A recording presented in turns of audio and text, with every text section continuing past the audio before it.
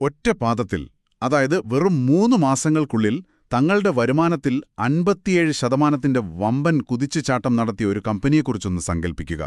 ശരിക്കും കേൾക്കുമ്പോൾ ഇതൊരു വലിയ സ്വർണ്ണഖനിയാണെന്ന് ആർക്കും തോന്നിപ്പോകും. അതെ, അല്ലേ? എന്നാൽ ഇതേ കമ്പനി തന്നെ തങ്ങളുടെ കൈവശമുള്ള പണം അതിവേഗം കത്തിച്ചു കളയുകയാണെന്നും അവരുടെ ഓപ്പറേറ്റിംഗ് ക്യാഷ് ഫ്ലോ നെഗറ്റീവാണെന്നും പറഞ്ഞാൽ നിങ്ങൾ വിശ്വസിക്കുമോ? നിങ്ങൾക്കായി പ്രത്യേകം തയ്യാറാക്കിയ ഈ ആഴത്തിലുള്ള വിശകലനത്തിലേക്ക് സ്വാഗതം. ഇന്ന് നമ്മൾ പരിശോധിക്കുന്നത് നിങ്ങളുടെ സ്രോതസ്സുകളിൽ നിന്നുള്ള വിവരങ്ങളാണ്. അതായത് IPO റിപ്പോർട്ടുകൾ, സാമ്പത്തിക വിശകലനങ്ങൾ, പിന്നെ പ്രധാനമായും വിദ്യാ വയേഴ്സ് ലിമിറ്റഡ് എന്ന കമ്പനിയുടെ 2026 സാമ്പത്തിക വർഷത്തിലെ 4ാം പാദ ഫലങ്ങൾ എന്നിവയാണ് നമ്മൾ നോക്കുന്നത്. ഈ വിദ്യാ വയേഴ്സിനെ ഒരു മികച്ച കേസ് സ്റ്റഡിയാക്കി മാറ്റുന്നത് അവിടെയുള്ള ഒരു വൈരുദ്ധ്യം തന്നെയാണ്. 2025 ഡിസംബറിൽ വെറും 52 രൂപയ്ക്ക് IPO നടത്തിയ ഈ കമ്പനിയുടെ ഓഹരികൾ ഇപ്പോൾ 98 രൂപയ്ക്ക് മുകളിലാണ് വ്യാപാരം ചെയ്യുന്നത്. ശരിയാണ്. ഈ ഓഹരി കൈവശമുള്ള ഒരു സാധാരണ നിക്ഷേപകൻ ഈ വില കാണുമ്പോൾ വളരെ ആവേശത്തിലാകാൻ സാധ്യതയുണ്ട്. ഒറ്റനോട്ടത്തിൽ ഇതൊരു വലിയ വിജയഗാഥയായി അവർക്ക് തോന്നിയേക്കാം. എന്നാൽ നമ്മൾ ഈ കമ്പനിയുടെ ഉള്ളറകളിലേക്ക് കടക്കുമ്പോൾ ഈ കുതിപ്പിന് പിന്നിൽ മറഞ്ഞിരിക്കുന്ന പല യാഥാർത്ഥ്യങ്ങളുമുണ്ട്. ഈ കമ്പനി യഥാർത്ഥത്തിൽ എന്താണ് ചെയ്യുന്നത്, എന്തുകൊണ്ടാണ് ഇവരുടെ വരുമാനം ഇങ്ങനെ കുതിച്ചുയരുന്നത്, ഒപ്പം ഈ വളർച്ചയ്ക്ക് അവർ നൽകേണ്ടി വരുന്ന വിലയെന്താണ് എന്ന് മനസ്സിലാക്കുക എന്നതാണ് ഈ വിശകലനത്തിന്റെ ലക്ഷ്യം. അതെ, നമുക്ക് ഈ ബിസിനസിന്റെ അടിസ്ഥാനത്തിൽ നിന്ന് തന്നെ തുടങ്ങാം. എന്താണ് വിദ്യാ വയേഴ്സ് യഥാർത്ഥത്തിൽ ചെയ്യുന്നത് എന്ന് നോക്കാം. അവർ കോപ്പർ, അലുമിനിയം എന്നിവ ഉപയോഗിച്ച് 8000-ലധികം വ്യത്യസ്ത അളവുകളിലും രൂപങ്ങളിലുമുള്ള ഉൽപ്പന്നങ്ങൾ നിർമ്മിക്കുന്നുണ്ട്. 8000-ലധികമോ? അതായത് സാങ്കേതിക ഭാഷയിൽ പറഞ്ഞാൽ അവർക്ക് 8000-ഓളം SKU ഉണ്ടെന്നർത്ഥം. പ്രധാനമായും എന്തൊക്കെയാണ് ഈ ഉൽപ്പന്നങ്ങൾ? പ്രധാനമായും വയറുകളും സ്ട്രിപ്പുകളുമാണിവ.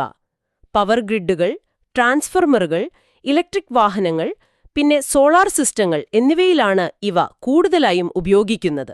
ഓക്കെ, നമുക്കിതൊന്ന് വിശദമായി പരിശോധിക്കാം.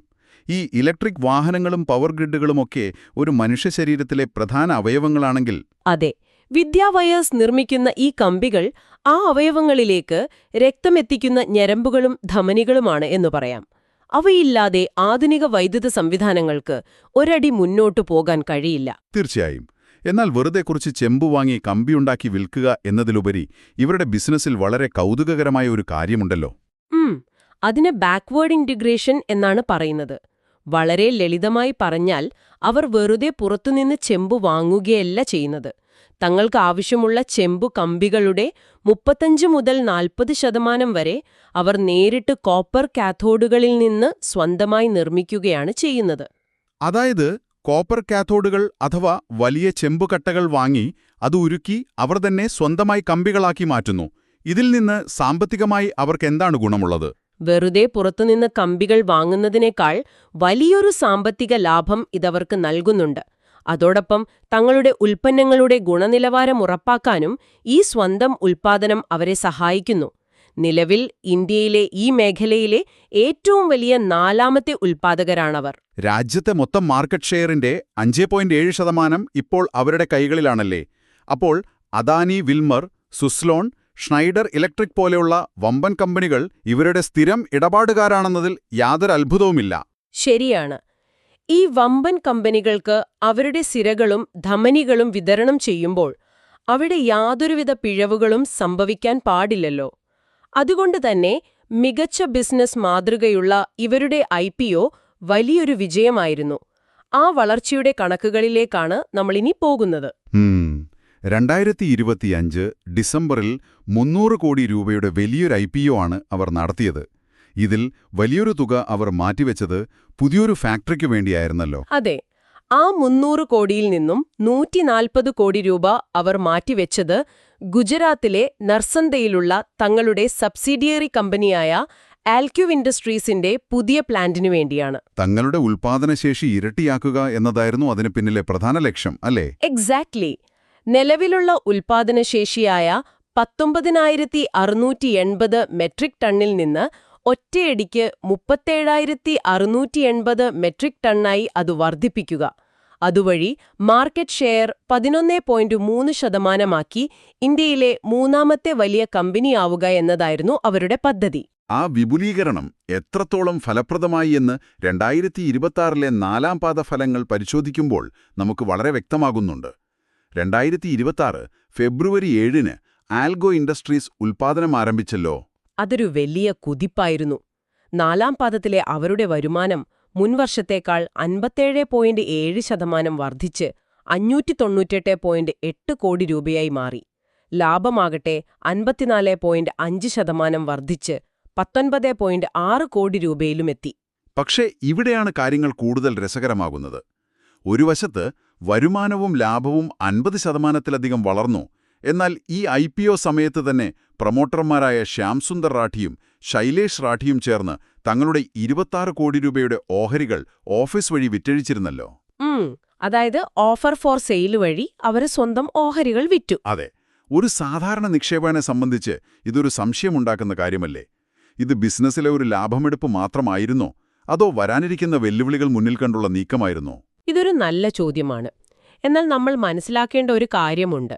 മൊത്തം നിക്ഷേപത്തിന്റെ വളരെ ചെറിയൊരു ശതമാനം മാത്രമാണ് അവർ വിറ്റഴിച്ചത്.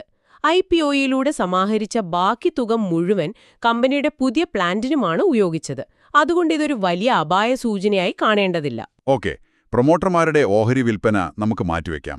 എന്നാൽ നമ്മൾ കാണുന്ന ഈ വരുമാന കണക്കുകൾ ഒറ്റനോട്ടത്തിൽ ഗംഭീരമാണെങ്കിലും കമ്പനിയുടെ ലാഭവിഹിതത്തിന്റെ, അതായത് മാർജിനുകളുടെ കണക്കുകൾ പരിശോധിക്കുമ്പോഴാണ് യഥാർത്ഥ വെല്ലുവിളി മനസ്സിലാകുന്നത്. ശരിക്കും അതൊരു വലിയ പ്രശ്നം തന്നെയാണ്. ഇത്രയും വലിയ വരുമാന വളർച്ചയുണ്ടായിട്ടും അവരുടെ ഓപ്പറേറ്റിംഗ് മാർജിൻ മുൻ വർഷത്തേക്കാൾ 27 ബേസിസ് പോയിന്റ് കുറഞ്ഞ് വെറും 4.67% ചുരുങ്ങിയിരിക്കുന്നു. അതായത് 1%-ന്റെ 4/1 വരുന്നൊരിടിവ്. അതുപോലെ അവരുടെ അറ്റാദായ മാർജിൻ അഥവാ പാറ്റ് മാർജിൻ വെറും 3.27% മാത്രമാണ്. കമ്പനി ഇത്രയധികം ഉൽപ്പന്നങ്ങൾ വിറ്റിട്ടും എന്തുകൊണ്ടാണ് ഈ മാർജിൻ ഇങ്ങനെ കുറയുന്നത്? ഇതിന് പ്രധാന കാരണം കോപ്പർ, അലൂമിനിയം തുടങ്ങിയ അസംസ്കൃത വസ്തുക്കളുടെ വിലക്കയറ്റവും വിപണിയിലെ കടുത്ത മത്സരവുമാണ്. ഇവിടെ കമ്പനിക്ക് പ്രൈസിംഗ് പവർ, അതായത് വില നിശ്ചയിക്കാനുള്ള അധികാരം ഒട്ടുമില്ല എന്നതാണ് സത്യം. ഓഹോ, അപ്പോ ആഗോള വിപണിയിലെ ചെമ്പിന്റെ വില കൂടുമ്പോൾ തങ്ങളുടെ ഉൽപ്പന്നങ്ങളുടെ വില കൂട്ടാമെന്ന് വിദ്യാവയസിന് ഷ്നൈഡർ ഇലക്ട്രിക്കിനോടോ അദാനിയോടോ പറയാൻ കഴിയില്ല അല്ലേ? തീർച്ചയായും കഴിയില്ല. അങ്ങനെ പറഞ്ഞാൽ ആ വമ്പൻ ഉപഭോക്താക്കൾ ഉടൻ തന്നെ തങ്ങളുടെ എതിരാളികളിലേക്ക് പോകും. എന്നാൽ ഇതിലും സങ്കീർണമായ മറ്റൊരു കാര്യം കമ്പനിയുടെ പണമൊഴുക്കിന്റെ അഥവാ ക്യാഷ് ഫ്ലോയുടെ കാര്യത്തിലാണ്. അതാണ് ഏറ്റവും വലിയ ആശങ്ക. അതെ, പേപ്പറിൽ നോക്കുമ്പോൾ 19.6 കോടി രൂപയുടെ ലാഭം അവർ കാണിക്കുന്നുണ്ട്. എന്നാൽ കമ്പനിയുടെ ഓപ്പറേറ്റിംഗ് ക്യാഷ് ഫ്ലോ നെഗറ്റീവാണ്. കഴിഞ്ഞ സാമ്പത്തിക വർഷത്തിൽ അത് -16 കോടി രൂപയായിരുന്നു. ലാഭമുള്ള ഒരു കമ്പനിക്ക് എങ്ങനെയാണ് കൈവശം പണമില്ലാത്ത അവസ്ഥ വരുന്നത്? കാരണം അവരുടെ പണം മുഴുവൻ വർക്കിംഗ് ക്യാപിറ്റലിലാണ് കുടുങ്ങിക്കിടക്കുന്നത്. കൂടുതൽ കൃത്യമായി പറഞ്ഞാൽ ഇൻവെന്ററിയിലും അസംസ്കൃത വസ്തുക്കൾ വാങ്ങുന്നതിലുമാണ് ഈ പണം നിൽക്കുന്നത്.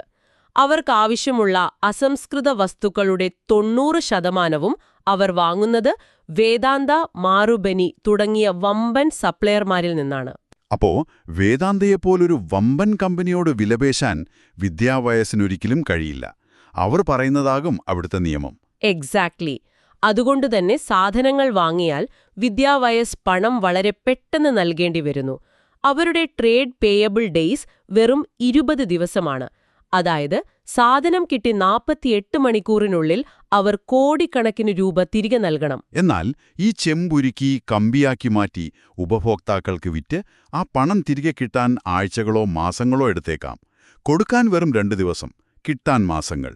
ഈ വലിയ ഇടവേളയാണ് നെഗറ്റീവ് ക്യാഷ് ഫ്ലോ ഉണ്ടാക്കുന്നതല്ലേ? അതെ. ഈ ഇടവേളയിൽ കമ്പനിയുടെ കൈവശം ദൈനംദിന ആവശ്യങ്ങൾക്ക് പോലുമില്ലാത്ത അവസ്ഥയുണ്ടാകുന്നു. ഇതാണ് അവരെ ഏറ്റവും കൂടുതൽ വലയ്ക്കുന്നത്. അപ്പോൾ ഇതിൻ്റെയൊക്കെ അർത്ഥം എന്താണ്? എനിക്കിതൊരു അതിവേഗ ട്രെഡ്മില്ലിൽ ഓടുന്നതിന് തുല്യമായിട്ടാണ് തോന്നുന്നത്. ഈ വലിയ വരുമാന വളർച്ച കാണുമ്പോൾ കമ്പനി അതിവേഗം ഓടുകയാണെന്ന് നമുക്ക് തോന്നും. ശരിയാണ്. പുറത്തുനിന്ന് നോക്കുന്നവർക്ക് അങ്ങനെയാണ് തോന്നുക. എന്നാൽ ആ വേഗത നിലനിർത്താൻ തന്നെ അവരുടെ കൈവശമുള്ള ഊർജം മുഴുവൻ, അതായത് ക്യാഷ് ഫ്ലോ, കത്തിലിരിക്കുകയാണ്. ഇതിനിടയിൽ ഒരിറ്റ് വിശ്രമിച്ചാൽ അല്ലെങ്കിൽ സപ്ലയർ പെട്ടെന്ന് പണം ആവശ്യപ്പെട്ടാൽ കമ്പനി ഒറ്റയടിക്ക് താഴെ വീഴും. ഈ ഒരു ഉപമ വളരെ കൃത്യമാണ്. ഈ വലിയ ക്യാഷ് ഫ്ലോ പ്രതിസന്ധി നിലനിൽക്കുമ്പോഴും നമ്മൾ കാണുന്ന മറ്റൊരു കാര്യമുണ്ട്. ഓഹരി വിപണി ഈ കമ്പനിക്ക് വളരെ വലിയൊരു മൂല്യമാണ് നൽകിയിരിക്കുന്നത്. അതെന്തുകൊണ്ടാണെന്ന് നമുക്കൊന്ന് നോക്കാം. നിലവിൽ 34 മുതൽ 35 വരെയുള്ള ഉയർന്ന P/E റേഷ്യോയിലാണ് ഈ ഓഹരി വ്യാപാരം ചെയ്യുന്നത്. പ്രിസിഷൻ വയേഴ്സ്, റാംരത്ന വയേഴ്സ് തുടങ്ങിയ എതിരാളികളുമായി താരതമ്യം ചെയ്യുമ്പോൾ എന്താണ് ഇവരെ വ്യത്യസ്തരാക്കുന്നത്? അതിന് പിന്നിലെ പ്രധാന കാരണം അവരുടെ മൂലധന ആദായം അഥവാ ROCE. അതായത് ROCE. വ്യവസായത്തിലെ തന്നെ ഏറ്റവും ഉയർന്ന മൂലധന ആദായം വിദ്യാ വയേഴ്സിനാണുള്ളത്, 24.26%.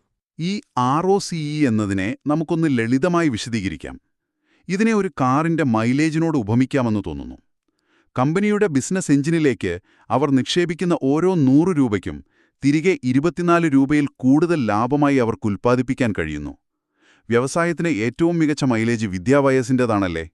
അതെ, ആ ഒരു മികച്ച മൈലേജ് ഉള്ളതുകൊണ്ടാണ് മ്യൂച്വൽ ഫണ്ടുകളും വിദേശ നിക്ഷേപകരും ഈ കമ്പനിയിൽ തങ്ങളുടെ നിക്ഷേപം വലിയ തോതിൽ വർദ്ധിപ്പിക്കുന്നത്. മ്യൂച്വൽ ഫണ്ടുകൾക്ക് 9.02%, FIIകൾക്ക് 1.12% നിക്ഷേപമുണ്ട്. അതോടൊപ്പം കമ്പനിയുടെ ഡെറ്റ് ടു ഇക്വിറ്റി അനുപാതം 0.9 നിന്ന് താഴേക്ക് വരികയാണ് എന്നതും ഈ വലിയ നിക്ഷേപകർക്ക് ആത്മവിശ്വാസം നൽകുന്നുണ്ടാകും. തീർച്ചയായും. എന്നാൽ ഇതൊരു സുപ്രധാന ചോദ്യം ഉയർത്തുന്നുണ്ട്. P/E റേഷ്യോ 35-ൽ നിൽക്കുന്നു എന്നതിനർത്ഥം ഈ ഓഹരി ഇപ്പോൾ പെർഫെക്ഷനു വേണ്ടി വിലയിടപ്പെട്ട ഒന്നാണെന്നാണ്. അതായത് പ്രൈസ്ഡ് ഫോർ പെർഫെക്ഷൻ. എന്താ പറയുക?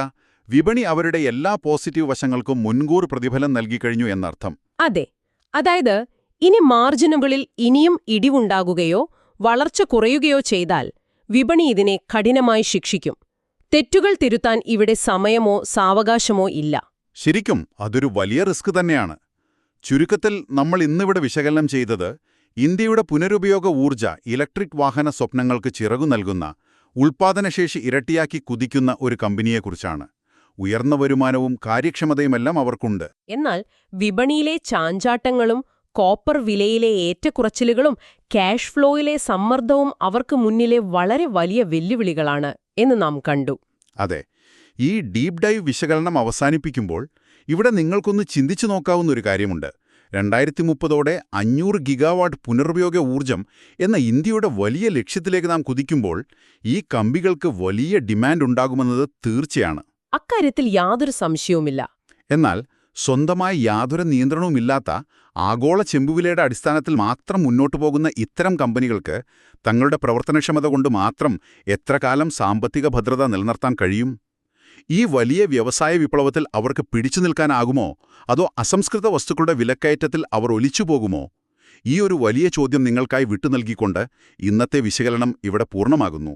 പുതിയൊരു വിഷയമായി വീണ്ടും കാണാം.